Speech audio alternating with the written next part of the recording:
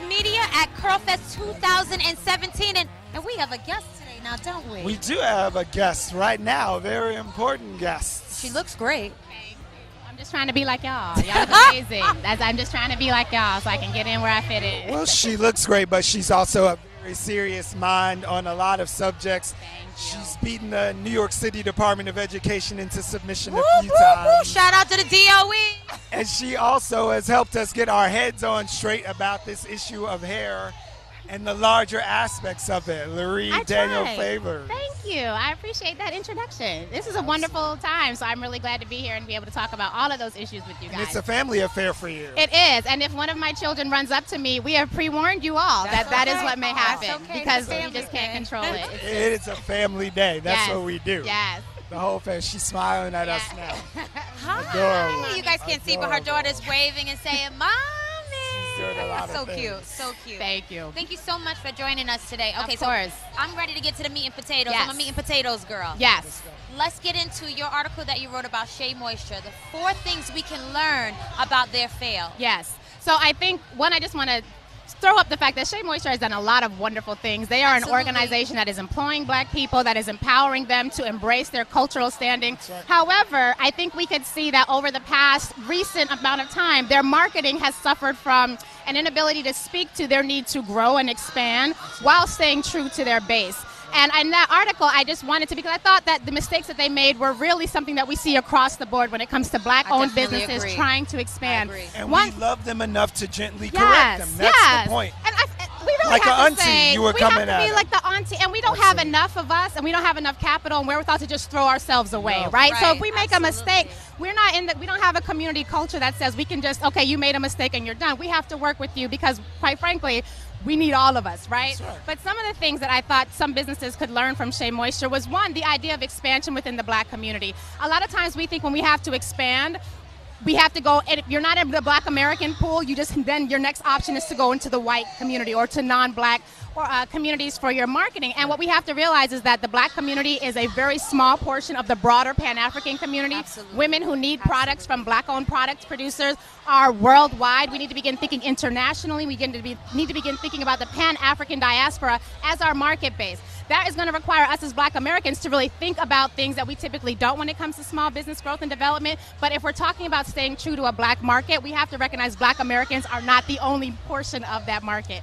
True. I also thought that we did see that there is a bit of the white man's ice is colder, right? Sometimes we think that we have to incorporate and reach out to other communities because there's a value there that we don't possess with ourselves, without recognizing that black Americans spend over $1.2 trillion a year. We are the largest spending unit worldwide, right above, not the largest spending unit, let me correct Know your myself. numbers. If we were ranked as a country, we would be the 15th largest spending unit, just black Americans. That's only money that's above ground. We're not talking about the underground market. And we have to recognize that there is money At least there. a quarter of that is on hair care products. Exactly, and we just have to create institutions that can capture the money that we spend and reroute it so that we can recreate that. We can recreate jobs. We can create income streams that allow us not just become consumers, but to have power that says we're going to invest our money here. We're going to produce jobs here, and that's important because, quite frankly, in the political world we're living in right now, nobody's thinking about creating jobs for black To people. get your name on the building. They're not thinking about that, You know what, right? in this conversation, for me, it brings up, so the founder of Curlbox, her name is Myleek. And I had a conversation, I was able to have a meeting with her maybe 2 or 3 years ago, and I love Myleek so much, I really do. She said to me, as her brand started to expand, other cultures were reaching out to her like, oh, we want to collaborate, we want to do this, we want to do that. And I respected her so much more when she said, like, these opportunities you're presenting to me are great. However, my focus is my community first. So let me figure that out first. And it showed for me, like, on a personal level, just like loyalty, responsibility, accountability. And I think, like, I just had a special place in my heart for her. And I do feel like, okay, to be honest, we want to expand. We want our brand to go worldwide. And so African Americans are not the only culture in the world, or multicultural people in the world. However, I think there's a part of loyalty. I think there's a part of just primary focus first.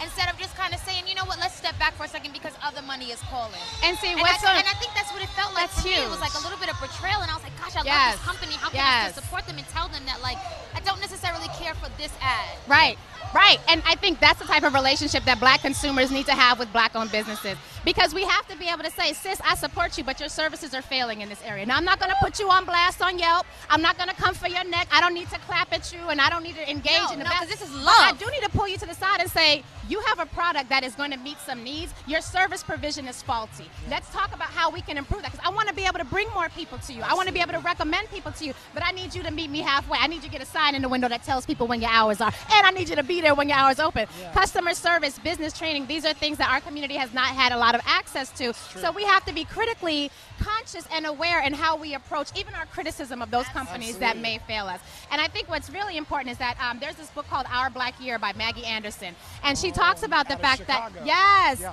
she did this one full year where her family chose to only purchase black, and what they found And they was have that some money. These are they have upwardly money. mobile Yes, people they who were. were ready Yes, to they get that were. magnifier Yes, they effect were. in their community. Absolutely. But what they found was that if we were to increase, we as a community were to increase our spending with black-owned businesses from 2 cents out of every dollar to wouldn't just be ready. 10, just 8 additional cents, we would create over 1 million jobs, which is something that the government cannot promise for black people. And they're not even thinking about promising for black people. Those are things that we can make happen simply by being more conscious about how we fund our choices and fund our dreams. And this is very passionate for me, as you can see. No, and I love it. I love it. And I love your It's passion bleeding about through. this topic. So what I want to do is I want to smash some stereotypes with you right now. Are you ready to do that? I'm doing my best.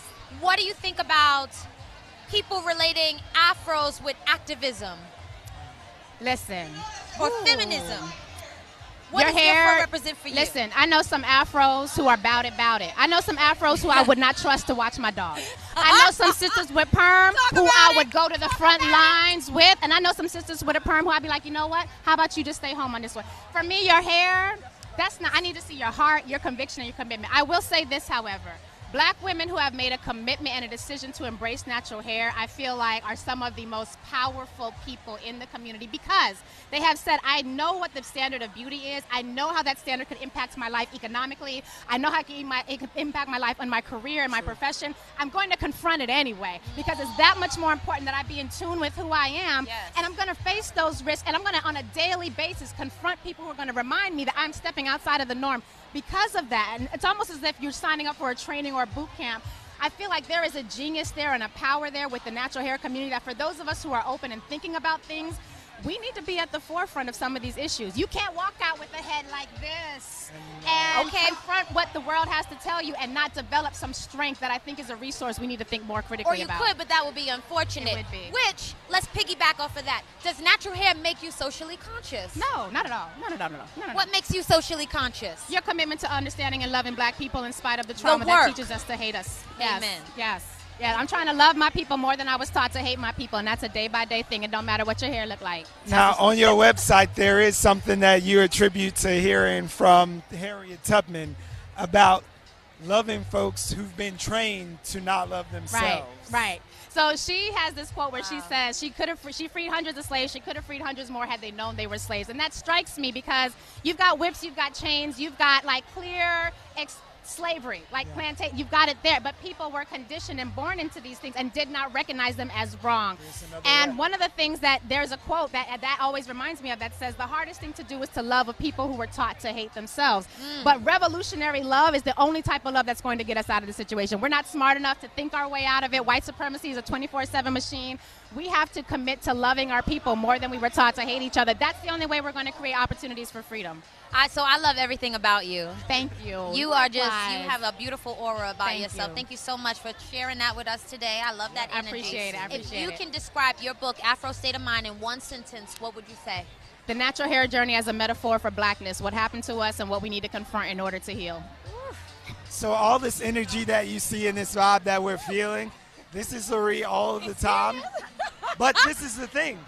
She moves in circles of power. She goes into, she is a esquire. She's a lawyer by trade. Yes. She can move in lots of different spaces and still bring this energy Thank and you. this image Thank and be you. uncompromising. So I just want you to give a little shot of courage to people who are living maybe not their authentic selves, because they want to fit into that box. They want to climb that ladder. Yeah. And they think it's just easier or it's a little less hard because I can present this way. But you've made that space and you've left a birth behind you for other people to follow as well. Thank God, and thank the ancestors. And I would just have to encourage anyone to know that if you have to squeeze the brilliance of your blackness into tiny white boxes in order to fit in, you really need to question if you're ever going to be able to show up fully possessed with the power and the purpose that you have to be here. And if you can, good. If you cannot, sit with that discomfort a bit and think about what that means for you. And recognize that not every place you're at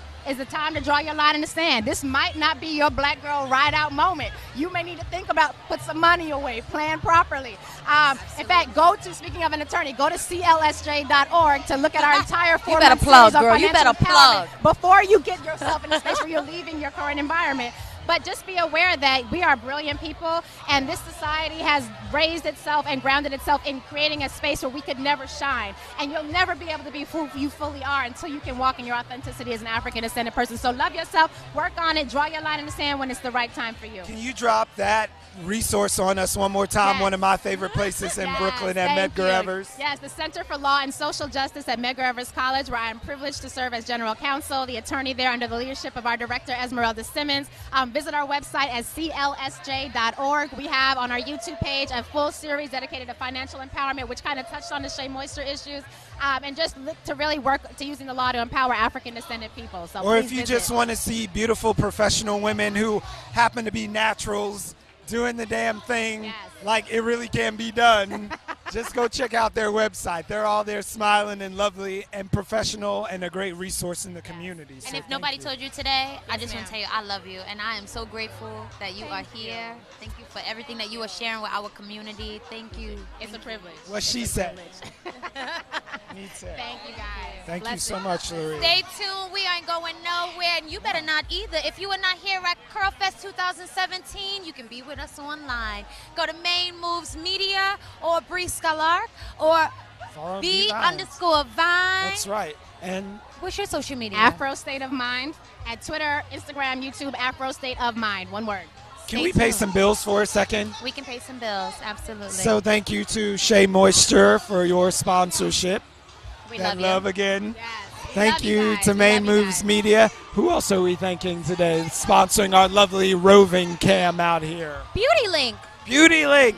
Beauty Link has our roaming camera today, and so they are going around making sure that you capture all of these gorgeous women. They have right. beautiful natural hair. They have awesome clothes today. Thank you, Beauty Link. We love you. And of course, shout out to Black Enterprise for sponsoring our entire live stream today. Thank you for what you do for our community. It takes a village. It's for real. And the village is here having a good time today. So we're going to give you guys a second to catch your breath. So we'll be right back very Stay soon. tuned.